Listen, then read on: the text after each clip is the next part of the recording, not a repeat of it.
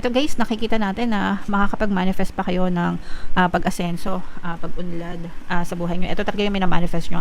Actually guys, inaaral nyo to, no? Parang inaaral nyo, nag-i-invest kayo ng time and effort, mga kapiksi, sa pag-aaral. May mga sinasaliksik kayo, may mga nire-research kayo guys para talagang umunlad, umangat at umasenso yung inyong pamumuhay. Hindi kayo nagsasayang ng oras, mga kapiksi, and sooner or later, makakita kayo ng movement, no? Kasi nakafocus yung energy nyo guys, sobrang focus yung energy nyo.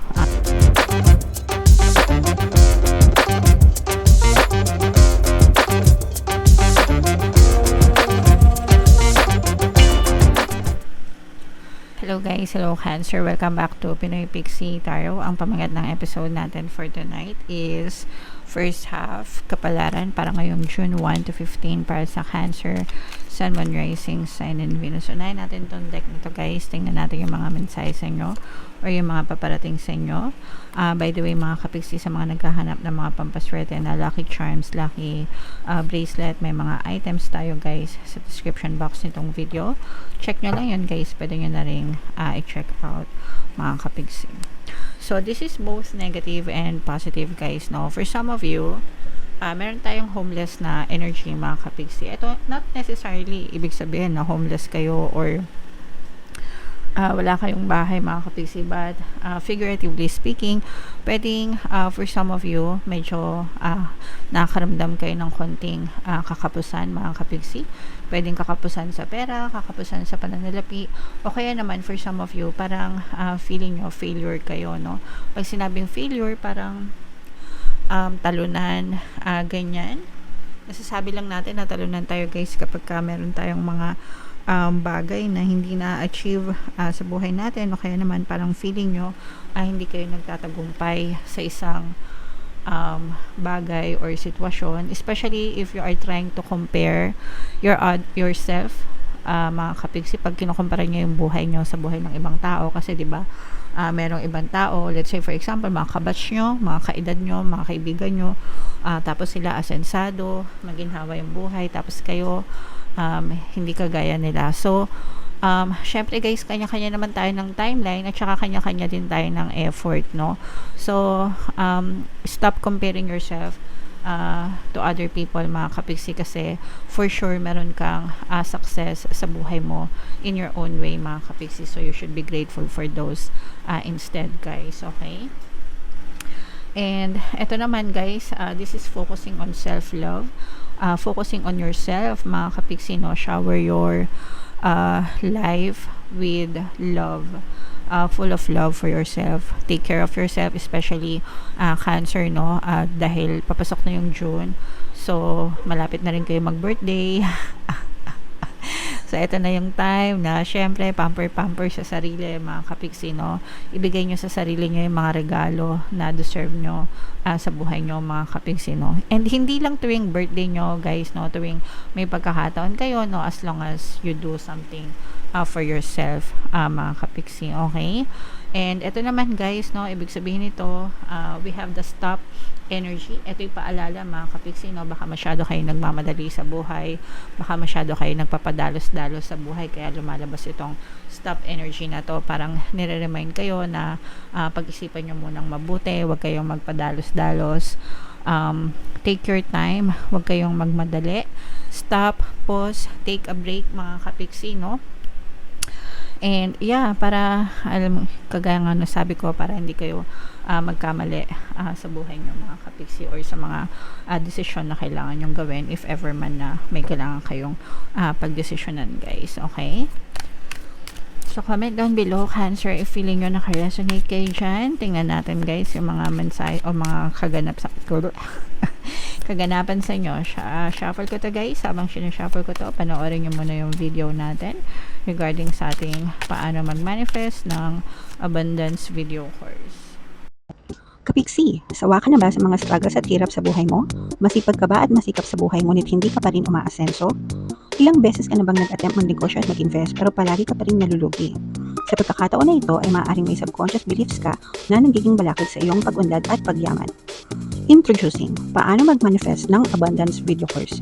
Dito ay matututunan mong ma-overcome ang mga balakid mo para tuluyan ka ng umunlad, umasenso, sumagana, maging matagumpay, successful at maswerte sa iyong kabuhayan, pera, trabaho, negosyo, salapi at kaperahan ng bonggang-bongga. Dali, mag-send na ng email sa pinoypixietaro@gmail.com at simulan na ang iyong pagyaman ngayon. Alright, so sa lahat ng gusto mag-avail ng course guys, naka-flash sa screen nyo. Una, meron tayong paano mag-manifest ng abundance video course.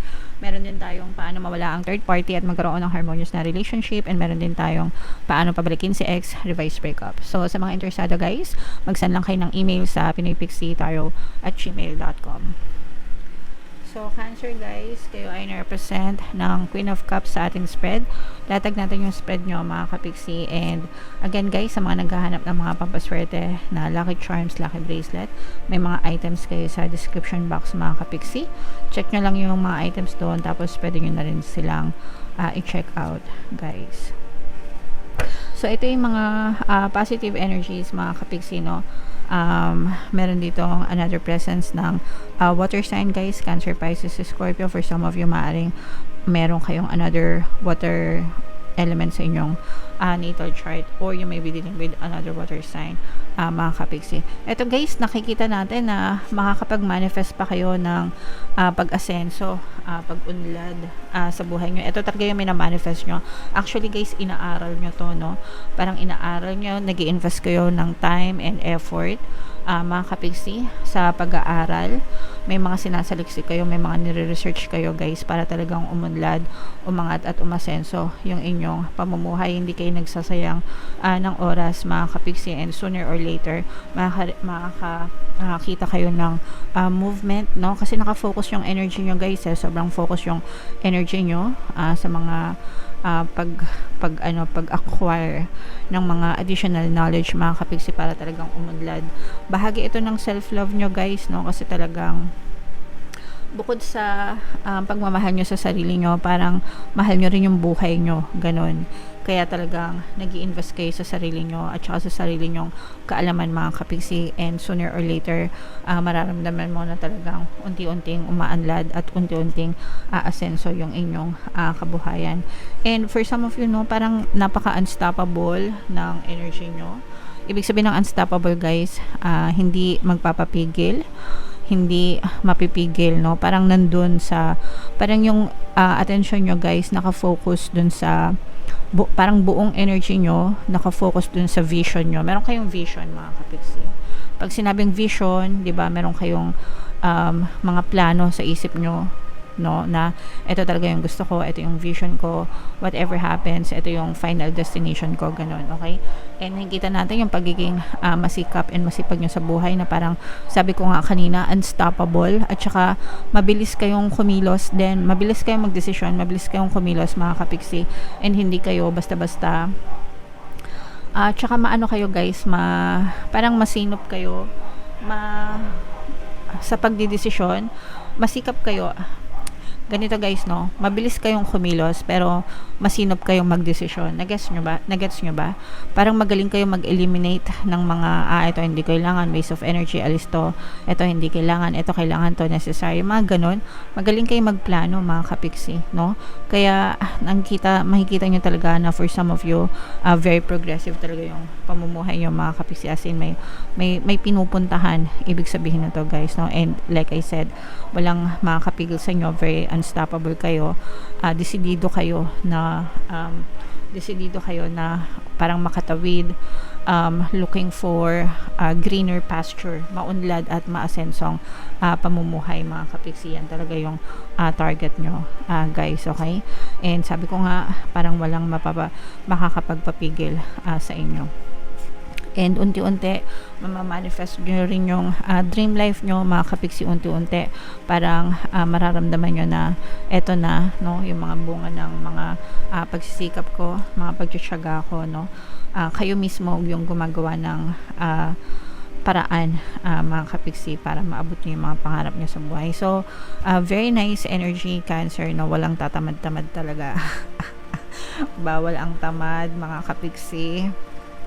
So, what else guys? Tingnan pa natin. For some of you, parang medyo mabigat. May mga bigat na dinadala kayo sa puso nyo, mga kapiksi, no? Parang may mga pagsisisi, may mga regrets or may mga pagsisisi kayo, guys, na sana ginawa ko to dati, sana ganito, sana ganyan, and parang naiipon siya sa dibdib nyo, guys, no? So if this is a part of your past, mga kapiksi, kalimutan nyo na yon kasi tapos na yon, di ba?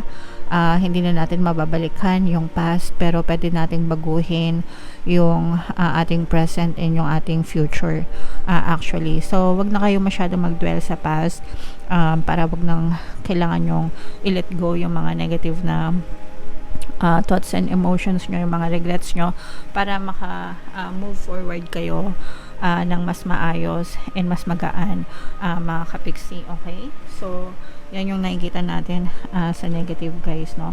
And ito naman, nakikita natin na parang bibigyan kayo ng chance ni universe to work with other people in a very nice way, Cancer.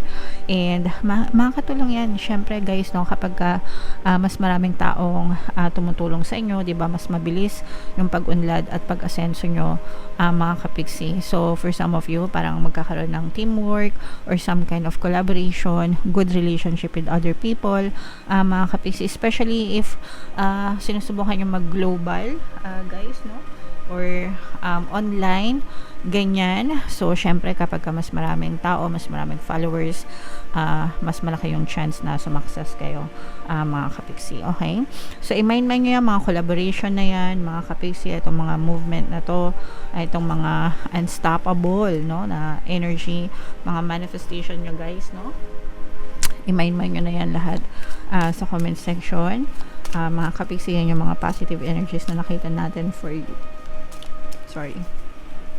So bunot lang tayo ng isa pang card para sa inyong additional na message, mga kapiksi. Ayan, guys, so ito yung allies, mga kapiksi, no? Pag sinabing allies, hindi ko alam kung paano alliance, allies, no? Yung mga sinabing kong kakampi, no? Yung mga tao sa paligid nyo, mga kapiksi, sila yung kakampi nyo, no? You will get a lot of support, guys, from other people. And sabi ko nga, no, kapag mas maraming tao na tumutulong sa'yo or sumusuporta sa'yo, syempre mas pwede pang mas malayo yung marating mo, mas mataas pa, mas mabilis kang makakarating dun sa tagumpay na ninanais mo sa buhay. So you should build a very good relationship with other people, guys. Alagaan nyo sila, mahalin nyo sila, matutunan nyo silang i-appreciate, mga kapiksi. Okay? Alright, so yeah, comment down below, guys, if feeling nyo naka-resonate kayo. And again, yung mga magaganda dito, sa mga positive, i-main nyo na sa comment section. For more tarot readings, guys, ito yung playlist nyo. Ito naman yung ating success stories ng paano mag-manifest ng abundance video course. Thank you for liking, sharing, and subscribing. See you next time, mga kapiksi. I love you all. Have a nice day. Bye-bye.